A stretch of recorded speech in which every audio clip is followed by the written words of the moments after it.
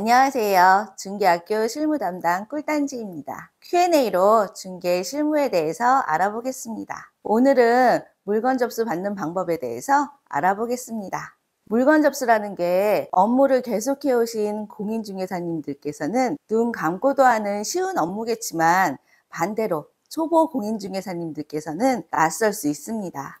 그래서 오늘은 물건 접수 받는 순서와 체크 포인트에 대해서 알아보겠습니다.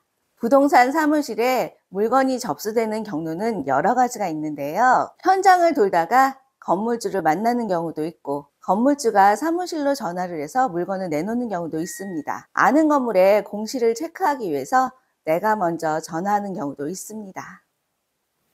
전화가 처음 오면 물건을 구하는 사람인지 내놓는 사람인지 먼저 확인한 다음에 주도적으로 이야기를 이어가면 되겠습니다. 실질적으로 매물을 내놓는 임대인과 통화 내용을 듣고 돌아오겠습니다.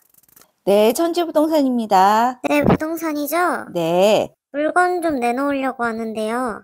네, 사장님 주소가 어떻게 되시나요? 여기 연수동 23번지예요. 네, 23번지요? 몇 호가 나왔나요? 201호요. 201호요? 사장님 혹시 주택인가요? 네, 주택이고 거기가 투룸이에요. 투룸이요. 내부의 실평수가 어떻게 되나요? 실평수는 15평 정도요. 지금 전세인가요? 월세인가요? 월세요. 보증금은 얼마예요? 보증금 2천만 원에 월세는 80만 원이요. 관리비는 별도로 있나요? 관리비는 10만 원 따로 있어요. 그러면 보증금 2천만 원에 월세 80만 원, 관리비는 10만 원 별도로 있네요. 사장님 혹시 보증금 조절도 가능한가요? 어떡해요? 보증금을 조금 내리거나 올리면서 거기에 따라서 월세를 조금 가감하는 것도 가능하세요? 보증금 2천을 꼭 받았으면 좋겠는데 사람 보고 생각해 볼게요. 네, 알겠습니다. 주차는 어떻게 되나요? 한 대로 하는 게 좋을 것 같아요.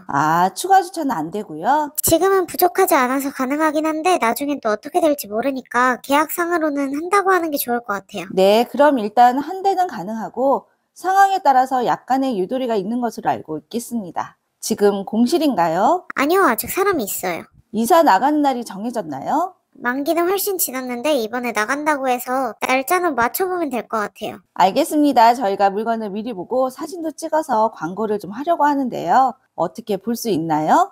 사장님께 전화 드리면 될까요? 일하는 사람들이니까 저녁에 있을 텐데 일단 가보고 사람 없으면 저한테 전화하세요.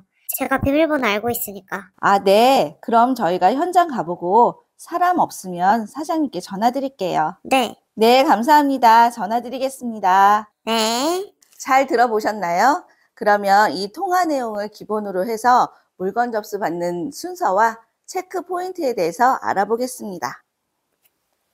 일단 체크해야 할 것은 주소, 그리고 몇 층인지 혹은 몇 호인지 이렇게 위치를 확인하시고요.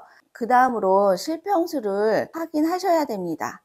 건물주하고 관리인이 말하시는 실평수는 다를 수 있습니다. 이 점 감안해서 들으셔야 됩니다.